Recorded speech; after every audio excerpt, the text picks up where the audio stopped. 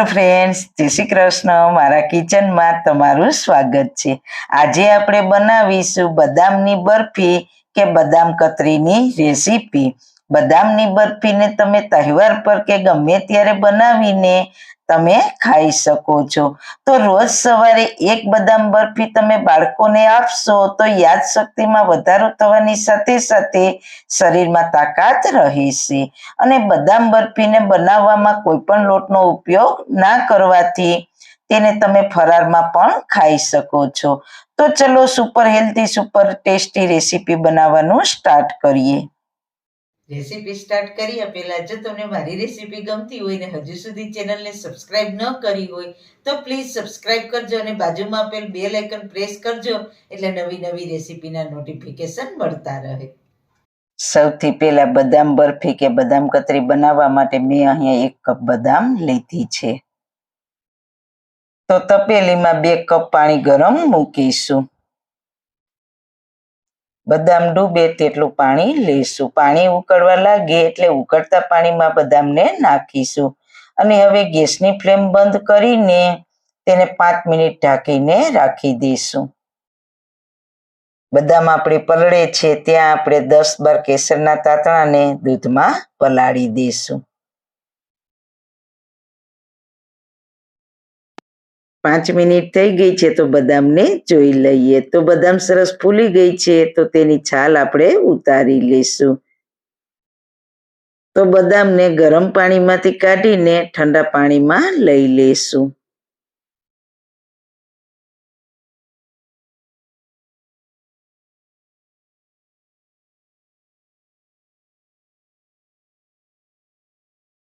હવે બદામની છાલને ઉતારી લઈશું। તો એકદમ સહેલી રીતથી બદામની છાલ ઉતરી જાય છે। આંગળી અને અંગૂઠાની મદદથી છાલ સરસ રીતના અલગ થઈ જાય છે। તો આ રીતના આપણે બધી બદામની છાલ અલગ કરી લઈશું।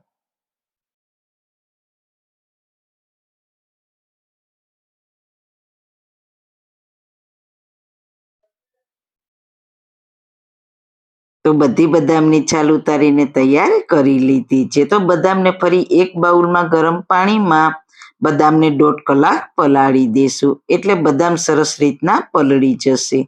તો ઢાંકીને તેને રાખી દેશું, પછી તેની પેસ્ટ બનાવીશું। 1.5 કલાક થઈ ગઈ છે તો તમે જોઈ શકો છો બદામ સરસ પલળીને ફૂલી ગઈ છે।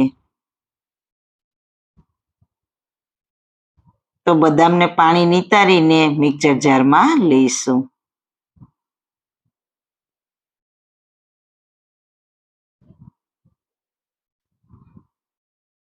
અને સાથે કેસરવાળું દૂધને પણ બદામમાં ઉમેરી દેશું અને થોડું દૂધ વધારે ઉમેરીને બદામની સ્મૂથ પેસ્ટ તૈયાર કરી લેશું।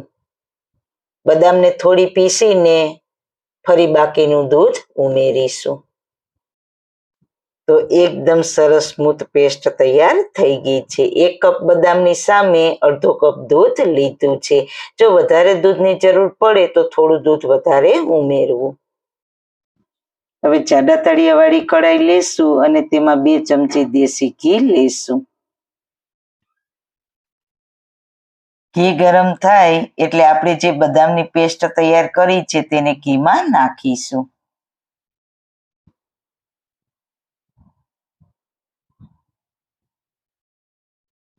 અને 1 કપ દળેલી ખાંડ નાખીને સારી રીતના મિક્સ કરી લઈએ।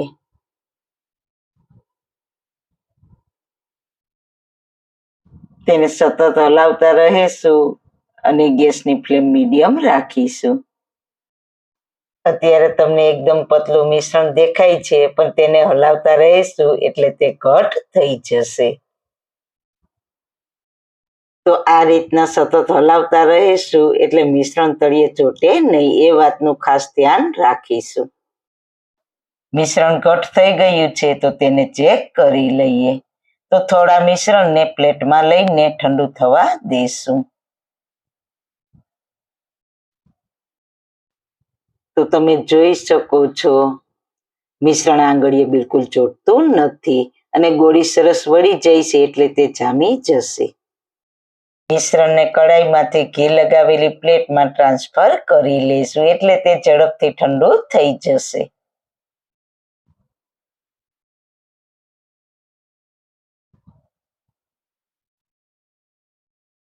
હાથ પર ઘી લગાવીને તેને આ રીતના કરીશું એટલે તે ઠંડુ થઈ જાય. ઠંડુ થશે પછી જ તે જામશે. મિશ્રણ ઠંડુ થાય છે ત્યાં આપણે બદામ કતરીને સેટ કરવા માટે જાડા પ્લાસ્ટિક ઉપર ઘી લગાવીશું. તો મિશ્રણ ઠંડુ થઈ ગયું છે તો આ રીતના મોટા લુવા જેવું બનાવી લઈશું. આ રીતના હાથથી થોડું ફેલાવી દેશું.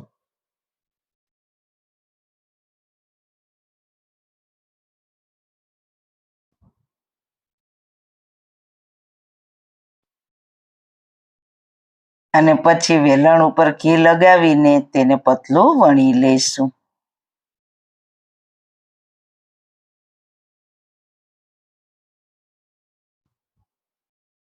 તો બદામ બરફી કે બદામ કતરી તૈયાર થઈ ગઈ છે તો તેને ઠંડી થવા દઈશું. બદામ કતરી ઠંડી થઈ ગઈ છે તો તેને કટ કરી લઈશું. તો તેના માટે સ્કેલ અને પીઝા કટરથી ખૂબ જ સહેલી રીતથી કટ થઈ જશે.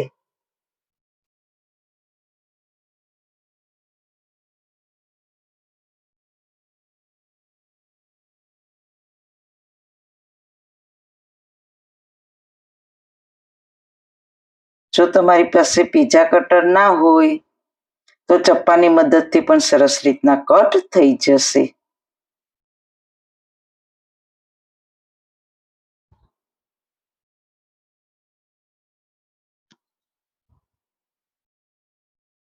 તો બદામ બરફી કે બદામ કતરી સરસ રીતના કટ થઈ ગઈ છે તો તેને આપણે સર્વિંગ પ્લેટમાં સર્વ કરીશું. તો તમે જોઈ શકો છો બહુ સરસ બદામ કતરી બની છે. તો તેને બનાવવી ખૂબ જ સહેલી છે. જો તમારી બદામ કતરી બરાબર જામે નહીં તો બિલકુલ ચિંતા ના કરવી. ફરી તેને કડાઈમાં લઈને સ્લો ફ્લેમ ઉપર સતત હલાવતા રહેવાનું. અને ઘટ થઈ જાય એટલે ફરી તેને જમાવી દેવાની એટલે તે આસાનીથી જામી જશે. બદામ કતરીને તમે 1 થી 1.5 મહિના સુધી ફ્રીજમાં રાખીને ખાઈ શકશો. તો છે ને બાકી જોતા જ ખાવાનું મન થઈ જાય તેવી એકદમ સરસ બરફી જેવી બની છે એટલે જ તેને બદામ બરફી પણ કહેવાય. તો સારું ખાઓ, ખુશ રહો. આવી સરસ રેસીપી જોવા માટે તમારો ખૂબ ખૂબ આભાર. મારી રેસીપીને લાઈક કરજો, શેર કરજો, મારી ચેનલને સબસ્ક્રાઈબ કરજો. ફરી મળીશું નવી રેસીપી સાથે. જય શ્રી કૃષ્ણ.